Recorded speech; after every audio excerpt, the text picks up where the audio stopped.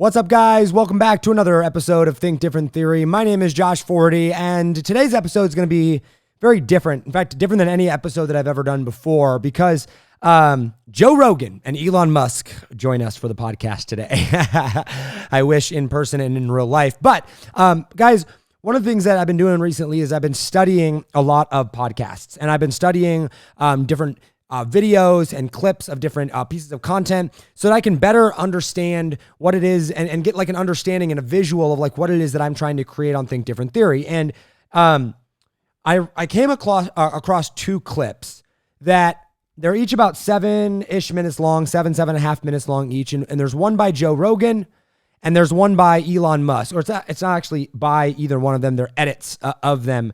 About 7 minutes long each. And I'm going to give a brief intro to each one before we cut over to them, but I'm actually just going to play them for you because I feel like they very much summarize two things that I've been trying to drive home so strongly, and really two things that I have found that have really made a significant difference in my life. All right. I'm going to get to the Elon Musk one later. After we do the Joe Rogan one, I'm going to explain that one in a little bit more detail, but this first one here, it's by Joe Rogan, or it's clips of his episode. If you're listening on audio, it's actually going to be better. On video, it's just a picture of Joe Rogan the whole time. But I want you to really listen to the message. This is something you can play in the background. You can just have on as you're cleaning or working or like whatever it is. If you're listening on audio in the background, it's really, really good. But it's this clip of pieced together Joe Rogan. I think there's a lot of longer form clips in it. But basically, guys, like in this clip, you're going to see like what Joe Rogan talks about as far as like what it takes to be successful. And like, not only just be successful like monetarily, but like changing yourself, like what it takes to actually go out there and make a change. And he talks about like, you just have to decide to do it and how that life is gonna suck. It just is. It sucks for everyone. It like not life in general is awesome, but like most of your days in life, like they're gonna be hard, right? But that fear of not wanting things to be hard, or that fear of things being hard, and that desire to not want things to be hard or trying to avoid hard things is incredibly detrimental. It's very dangerous. It's very anti what makes us grow. It's very anti what prevents us, it's anti what allows us to be successful. Like we need those hardships. We need that push. We need that force that's pushing against us so that we grow and so that we like become the best version of ourselves. And he talks about in this clip how like, you just got to show up. You got to force yourself. You just got to get there. Like 90% of success is just showing up day after day after day after day after day, right? And deciding what it is that you want and going after it. And so I'm gonna cut over to this one. We're gonna play that clip, and then I'll come back real quick, introduce the Elon Musk one and why I'm so fascinated about this and why I did these in the order that I did them. Because like, this is something that like I watch these clips when I'm down or when I'm wanting to be motivated or inspired, when I'm having a bad day, I turn on clips like this and I put on headphones and I blare these as loud, like really like in my ear, and I get focused and in state because it inspires me. It keeps me going. And it's like, yeah, that is what it takes. You're not like most of your days are going to be hard. You're going to have good days, bad days. You're going to have days when you don't feel like showing up, when you don't feel like powering through, when you feel like quitting, right? When you're working at 10, 11, 12 o'clock at night, right? But like, that's what it takes. So we're going to cut over to that clip. I hope you enjoy it. And someday we're going to have Joe Rogan on this show. But I just really wanted to share this with you because it was incredibly, incredibly powerful. And I think you're really, really going to enjoy it. All right. So let's cut over to Joe Rogan right now.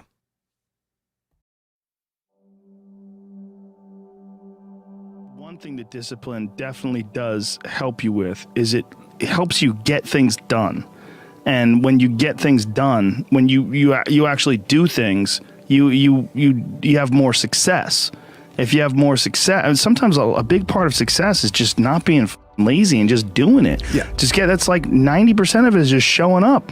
Get there and start working. Like, you're not going to feel perfect every day. If I only worked out when I felt good, I'd be a fat because there's a lot of days I don't want to do it. It's pretty much the same with everybody that actually gets good at something. There's got to be those days you push through, and they're probably going to be more numerous than the days you don't. And so the benefit of discipline in my eyes has always been that through discipline I get things done. I always say that I'm like the most lazy, disciplined person I know because I don't want to do it. Yeah. But I always do. Yeah. Write down everything you want to do. And I don't mean crazy shit, like I'm going to be the Prince of Brunei, I'm going to have a base in the moon. Shut up. This is what I want you to do. Write down what you would like to fix about your life. And then just, if you're 30 pounds overweight, you want to lose 30 pounds? Do it the right way. Go start eating vegetables, monitor your calories, write down what you eat, exercise every day, force yourself to do it. Say you're the general. The brain is the general, the troops are the body. The troops don't want to listen, but you go, you listen, and you get up and you do it. And then you get to write it down. And if you don't write it down, you don't eat, you don't shower. Write that down so you do it. It's like brushing your teeth. It's not something, I don't want to brush my teeth today. What do you want, your teeth to rot out of your head, you dunce? Just do it. Just do it. Make yourself do it. And if you do that, if you write down and do that, you can change who the you are. Our bodies, for whatever reason, most people, their associations are to avoid anything that's uncomfortable. But it's so illogical, because when you look at comfort and you look at success and progress and the feelings of accomplishment and of getting past certain hurdles in terms of like how you feel about life, a lot of those are connected to discomfort. Like, discomfort is your friend. It really is. Like, discomfort and not being happy and content with certain situations in life or certain feelings in life, they're massive motivators, and they're amazing at facilitating change. And yet our instinct is to avoid those and just sit on the couch and watch some reality show about dudes who make moonshine with our jaw open, like, ugh.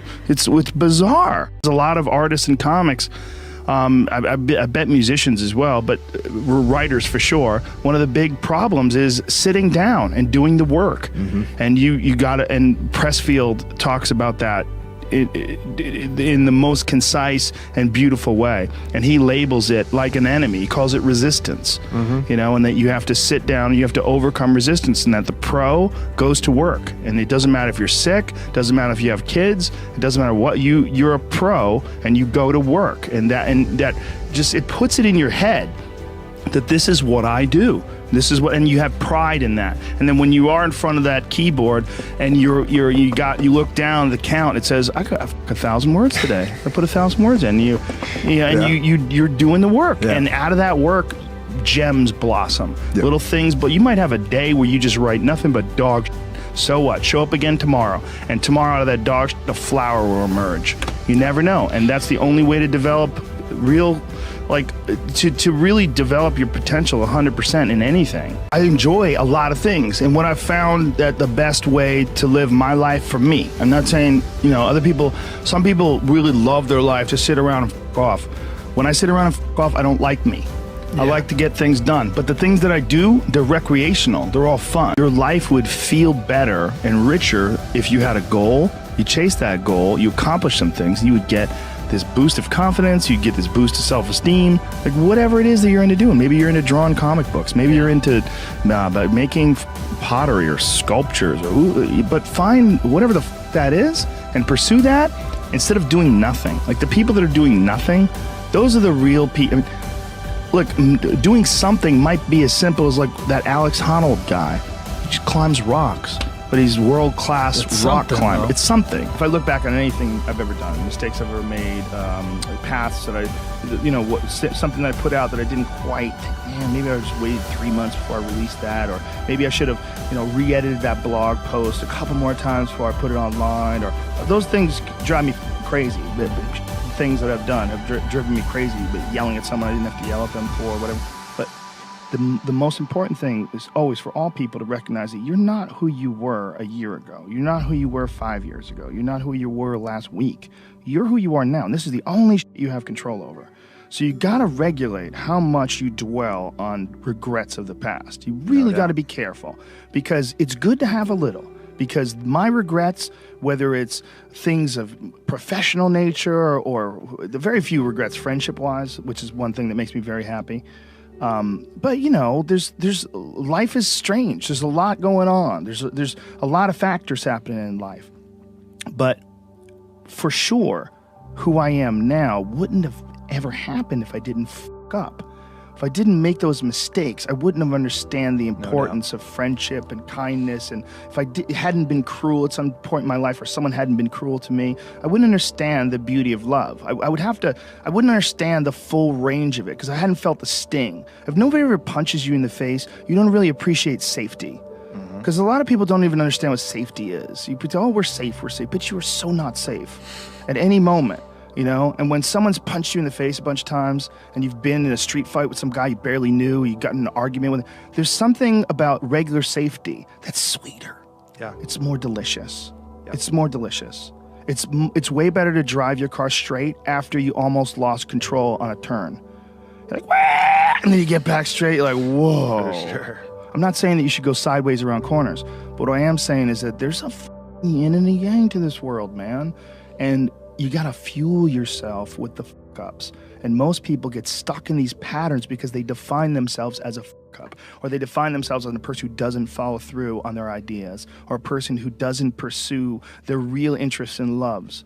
You define yourself by that. Well, you know, I guess I start things and I quit. No, you don't. No, you have started things and you quit. And it gives you a horrible sense of regret that's made you define yourself by that. You don't have to do that. You don't have to do that. I'm talking about there. Like, do you see how like powerful that is? Like, you just get pumped up because you're like, that's just what it takes.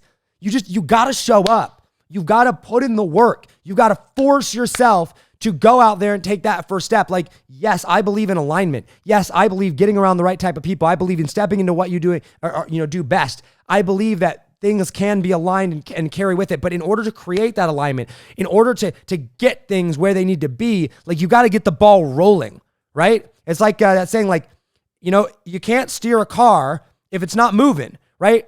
And I believe in steering the car. I believe in getting in the right lane and getting into fast traffic, right? Like, if you want to go fast, get in that left lane, right? Get in the carpool lane, go, right? Speed up and go. But you've got to start. And starting takes momentum. Like, you got to put in effort. You got to put in power. You got to show up regardless. Now, I'm going to cut over to the second clip of Elon Musk. And here's why this one's so important, all right? It's really, really difficult to be motivated. It's really, really difficult to show up if you don't know what you believe in, if you don't know who you are, if you don't know what it is that you're trying to achieve, and if you don't do something that's inspiring to you, if you don't do something that you absolutely just freaking love, you've got to love it. And this clip from Elon Musk, like, shows the importance of that, shows what passion will get you, shows what just pure determination and like love of doing things will get you, right? Going all in on your dream, finding that thing that is so ridiculously important to you. Guys, mindset, studying the mind, knowing and becoming the best version of yourself, sharing how to do that with others, helping others create their best life so that they can go out and become the best version of themselves, so that they can go out and change the world. That's what inspires me. That's my passion. It's what I do. You can feel it, right? And it's what drives me every single day. It's like, nope, I'm going to get up. I'm going to keep going because that is what I'm after, because that's what I'm after. And that's clear to me. And it gets clearer and clearer the more that I go and the more that I learn and the more that I try. And I don't care if it fails. I'm going to get up and I'm going to try it again and again and again because it drives me. It's who I am. I don't know any different. For me to stop trying to do those things, for me to stop trying to learn, to grow myself, to call others to grow and become the best version of themselves, for me to stop that would be to rob me of oxygen, rob me of the very thing that keeps me alive, right? And that's what Elon Musk is talking about here. And I want to play this clip, and I'm not even going to come back afterwards. I'm just going to end the clip and it's just going to go right out to the outro. But I want you to listen to this. I want you to really take it to heart and go, what is that thing for me?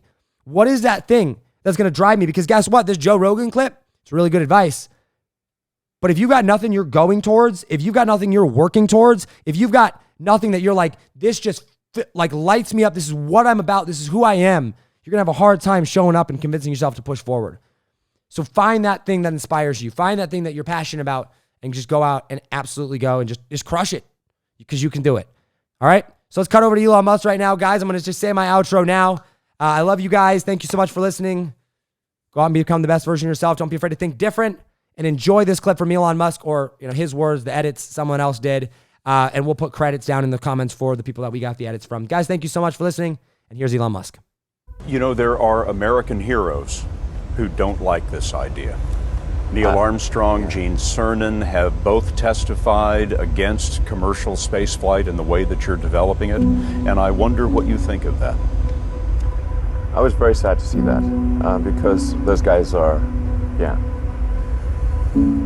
those guys are heroes of mine, so it's really tough.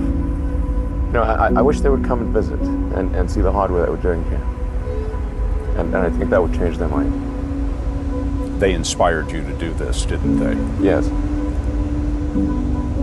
And to see them casting stones in your direction. It's difficult. Did you expect them to cheer you on? Certainly hoping they would. What are you trying to prove to them? What I'm trying to do is to make a significant difference in spaceflight and help make spaceflight accessible to almost anyone. One of the most difficult choices I've ever faced in life was in 2008. I think I had maybe $30 million left, or $30 or $40 million left in 2008. And I had two choices. I could put it all into one company, and then the other company would definitely die, or split it between the two companies. But if I split it between the two companies, then both might die. When you put your blood, sweat, and tears into creating something, or building something, it's like a child. And so it's like, which one am I going to let one starve to death? I couldn't bring myself to do it, so I split the money between the two. Fortunately, thank goodness, they both came through. What was your biggest failure, and how did it change you? Well, there's a ton of failures along the way, that's for sure. As I said, for SpaceX, the first 3 launches failed, and we actually were just barely able to scrape together enough parts and money to do the 4th launch. If that 4th launch had failed, we would have been dead. So multiple failures along the way. I tried very hard to get the right expertise in for SpaceX. I tried hard to find a great chief engineer for the rocket, but the good chief engineers wouldn't join, and the bad ones, well, there was no point in hiring them. So I ended up being chief engineer of the rocket. So if I could have found somebody better, then we would have maybe had less than 3 failures. That 3rd failure in a row, did you think, I need to pack this in? Never. Why not? I don't ever give up. So many people try to talk me out of starting a rocket company. It was crazy. One good friend of mine collected a whole series of videos of rockets blowing up and made me watch those. He just didn't want me to lose all my money. We're doing these things that seem unlikely to succeed, and we've been fortunate, and at least thus far they have succeeded. Now is the time to take risk. You don't have kids. As you get older, your obligations increase. And once you have a family, you start taking risk not just for yourself, but for your family as well. It gets much harder to do things that might not work out. So now is the time to do that before you have those obligations. So I would encourage you to take risks now. Do something bold. You won't regret it. How did you figure you were going to start a car company and be successful at it? Well, I didn't really think Tesla would be successful. I thought we would most likely fail. But I thought that we at least could address the false perception that people had that an electric car had to be ugly and slow and boring like a golf cart. But you say you didn't expect the company to be successful, then why try? If something's important enough, you should try, even if the probable outcome is failure. Or how do you think about making a decision when everyone tells you this is a crazy idea? Or where do you get the internal strength to do that? Well, first of all, I'd say I actually think I feel fear quite strongly. So it's not as though I just have the absence of fear. I feel it quite strongly. But there are just times when something is important enough, you believe in it enough, that you do it in spite of the fear. I think about what technology solution is necessary in order to achieve the particular goal, and then try to make as much progress in that direction as possible. I think being a multi-planet species and being out there among the stars is important for the long-term survival of humanity, and that's one reason. But then the part that I find personally most motivating is that it creates a sense of adventure, and it makes people excited about the future. If you consider 2 futures, one where we are forever confined to Earth until eventually something terrible happens, or another future where we are out there on many planets, maybe even going beyond the solar system. I think that second version is incredibly exciting and inspiring, and there need to be reasons to get up in the morning. You know, life can't just be about solving problems. Otherwise, what's the point? There's got to be things that people find inspiring and make life worth living. When my brother and I were starting our first company, instead of getting an apartment, we just rented a small office and we slept on the couch. And we showered at the YMCA, and we're so hot up we had one computer, so the website was up during the day, and I was coding at night, 7 days a week, all the time. And I sort of briefly had a girlfriend in that period, and in order to be with me, she had to sleep in the office. So work hard, like every waking hour. That's the thing I would say particularly if you're starting a company. Whatever area that you get into, given that even if you're the best, there's always a chance of failure. So I think it's important that you really like whatever you're doing. If you don't like it, life is too short. If you like what you're doing, you think about it even when you're not working. I mean, it's something that your mind is drawn to. And if you don't like it, you just really can't make it work, I think.